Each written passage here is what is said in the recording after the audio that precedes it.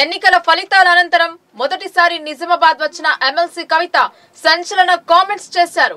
ప్రజాపాలన దరఖాస్తులపై MLC కవిత స్పందించారు.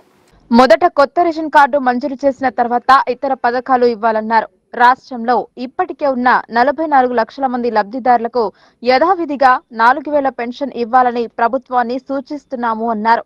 పెన్షన్ల కోసం మళ్లీ కొత్త దరఖాస్తులు, క్యూ లైన్లు అవసరమా అని పేర్కొన్నారు.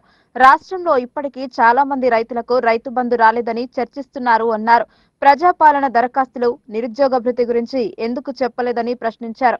కాంగ్రెస్ పార్టీ ఇచ్చిన హామీ మేరకు జనవరి 1 నుంచి 200 లోపు యూనిట్లు వాడేవారు కరెంటుకు బిల్లు కట్టన అవసరం లేదన్నారు. బీఆర్ఎస్ కు కాంగ్రెస్ కు మధ్య 2% ఓట్లు మాత్రమే తేడా వచ్చిందన్నారు. ప్రజల తరపున ప్రభుత్వాన్ని ప్రశ్నిస్తామన్నారు. ఇవాళనే ముఖ్యమంత్రి గారి యొక్క అనౌన్స్మెంట్ వచ్చింది.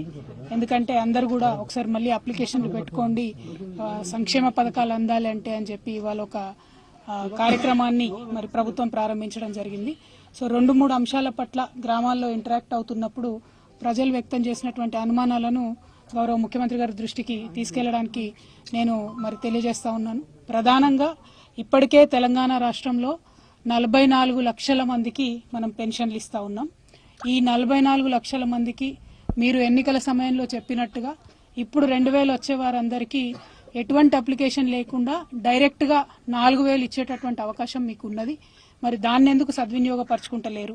ఇప్పుడు 44 లక్షల మంది ఎవరైతే ఆల్రెడీ పెన్షన్లు పొందుతూ ఉన్నారో మళ్ళా వాళ్ళందరూ కూడా దరఖాస్తు చేసుకొని తెలంగాణలో ప్రతి గ్రామంలో మళ్ళా అందరూ లైన్లు కట్టేటటువంటి పరిస్థితి ఎందుకు తేవాలి? ఇప్పుడు ఆల్రెడీ ఉన్నటువంటి 44 లక్షల మందికి యథాతథంగా పెంచి 4000 రూపాయలు ఏదైతే మీరు పెన్షన్ అని చెప్పిండ్రో అది జనవరి 1వ తారీఖు నుండి జమ చేయవలసిందిగా మేము ప్రభుత్వాన్ని విజ్ఞప్తి చేస్తూ ఉన్నాం. ఎందుకంటే ప్రజల మధ్యలో గ్రామాల్లో తిరుగుతూ ఉంటే ప్రజలు అదొకటి కోరిండ్రు. రెండవ అంశం, బీఆర్ఎస్కి కాంగ్రెస్కి పెద్ద తేడా లేదు. దాదాపుగా 2% లోపలనే ఓటు శాతంలో మరి ప్రభుత్వంలోకి ఇవాళ కాంగ్రెస్ పార్టీ వచ్చింది. బీఆర్ఎస్ ప్రభుత్వం ఆనాడు ఎన్నికల్లో చెప్పింది ఏంటంటే అధికారంలోకి వచ్చిన వెంటనే మొదలు రేషన్ కార్డులు మంచిగా చేసుకుంటామని చెప్పినాం. ఇవాళ కాంగ్రెస్ ప్రభుత్వం వచ్చిన తర్వాత మరి గౌరవ ముఖ్యమంత్రి గారు ఉన్నటువంటి రేషన్ కార్డులకే పథకాలు ఇస్తా అని చెప్పడం చాలా విడ్డూరంగా ఉంది. ఖచ్చితంగా మొదలు రేషన్ కార్డులు అందరికి ఇస్తే, ఇచ్చిన తర్వాత పథకాలు ఇస్తే అప్పుడు అందరికీ కూడా పెద్ద ఎత్తున లాభం జరుగుతుంది. కాబట్టి మీరు తీసుకునేటటువంటి అప్లికేషన్స్లో రేషన్ కార్డుల కోసం ఉన్నటువంటి అప్లికేషన్స్ను త్వరితగతిన తీసుకొని ముందు రేషన్ కార్డులు ఇచ్చి తర్వాత పెన్షన్లు కానీ పెంపులు కానీ అన్ని పథకాలు చేస్తే ఈజీగా ఉంటుంది. ఒకటి, ఆల్రెడీ పెన్షన్ వచ్చే వాళ్లకు 4000 డైరెక్ట్గా వేసేటటువంటి సౌలత్ ఉండి కూడా ప్రభుత్వం ఎందుకు జాప్యం చేస్తూ ఉందనే ప్రశ్న వస్తుంది. రెండవది, రేషన్ కార్డులు ఎందుకు తక్షణమే ఇవ్వడం లేదు, రేషన్ కార్డుల విషయంలో రకరకాలుగా ఎందుకు చెప్తున్నారు అనేటటువంటి రెండవ ప్రశ్న వస్తూ ఉంది. మరి మూడవది, రైతు బంధు ఇంకా పడలేదనేటటువంటి చర్చ గ్రామాలలో జరుగుతూ ఉంది. దాని పట్ల కూడా ప్రభుత్వం సానుకూలంగా స్పందించాలి. అదేవిధంగా మరి మొత్తం అప్లికేషన్ ఇవాళ చూసినట్టయితే నిరుద్యోగ భృతి గురించి ఎక్కడా కూడా చెప్పలేదు. మరి యువతలో గ్రామాలలో చర్చ జరుగుతూ ఉంది.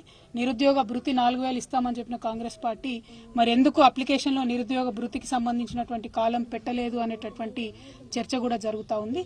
సో కొత్త ప్రభుత్వం వచ్చింది, ఖచ్చితంగా సమయం పడుతుంది, అందులో అనుమానం లేదు. కాకపోతే ఎగ్జిస్టింగ్ సిస్టమ్ ఉన్నప్పుడు 44 లక్షల మందికి ఆల్రెడీ పెన్షన్ వస్తున్నప్పుడు వాళ్ళకే డైరెక్ట్గా పెంచి 4000 వేసేటట్టు